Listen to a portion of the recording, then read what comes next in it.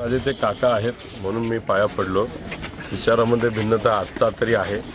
शेवटी जी काही संस्कृती आहे, एक वडीलधारी व्यक्ती आणि माझ्या 19च्या इलेक्शनमध्ये त्यांनी मला खूप मदत केली होती आणि त्या अनुषंगाने माझे काका असल्यामुळे शेवटी संस्कृतीप्रमाणे पाया पडणं ही जबाबदारी आहे। कारण ही जी भूमी आहे, चव्हाण साहेबांची स्मृती ठिकाण आहे, या भूमीमध्ये तरी कुठलाही भेदभाव करून चालत नाही। इथं संस्कृती पाळणं फार महत्त्वाचं आहे। आम्ही तरी पाळतो आणि ते त्या ठिकाणी मी केलेलं आहे। मी त्यांचं दर्शन घेतलं। जाता जाता ते असंही म्हणले की माझी सभा झाली असती तर अडचण झाली असती। नाही झाली असती तर नक्कीच काही प्रमाणात वर खाली झालं असतं, उलटही होऊ शकलं असतं।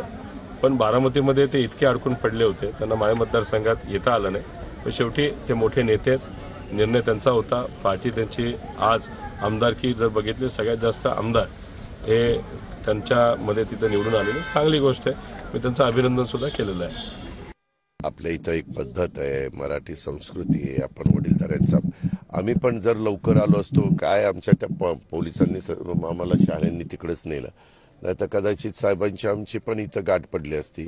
मी मुश्रीफ साहेबांनी, आमच्या सचिननी, मकरनाबा, आम्ही सगळ्यांनीच दर्शन घेतलं असतं। आपल्यामध्ये वडीलधाऱ्याचं दर्शन घेतात।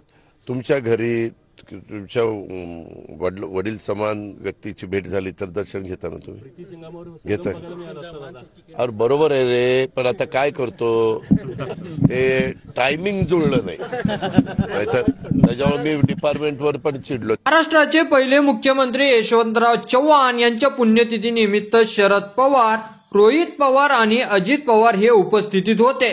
यशवंतराव चव्हाण यांच्या पुण्यतिथी निमित्त त्यांना अभिवादन करण्यासाठी अनेक नेते मंडळी प्रतिसंगमावर गेले होते। मात्र तिथून परत येत असताना रोहित पवार आणि अजित पवार यांची भेट झाली। गेल्या लोकसभा आणि विधानसभा निवडणुकीदरम्यान एकमेकांवर टीका करणाऱ्या काका पुतण्यांमध्ये यावेळी मुश्किल संवाद झाल्याचं पाहायला मिळालं। अजित पवार यांनी हक्काने सांगितल्यानंतर रोहित पवार यांनी अजितदादाचे पाय पडून त्यांचे आशीर्वाद घेतले। इतकंच नाही तर यावेळी अजित पवार यांनी बच गया दर्शन घे काकाचं असं म्हणत रोहित पवार यांना मुश्किल टोलाही लगावलेला आहे। तर शहाण्या थोडक्यात वाचलाच, माझी सभा झाली असती तर काय झालं असतं, असा खोचक सवालही यावेळी अजित पवार यांनी रोहित पवारांवर केलेला आहे। तर असेच नवीन व्हिडिओ पाहत राहण्यासाठी आपल्या मराठी एल्गार या YouTube चॅनलला सबस्क्राईब करा। धन्यवाद।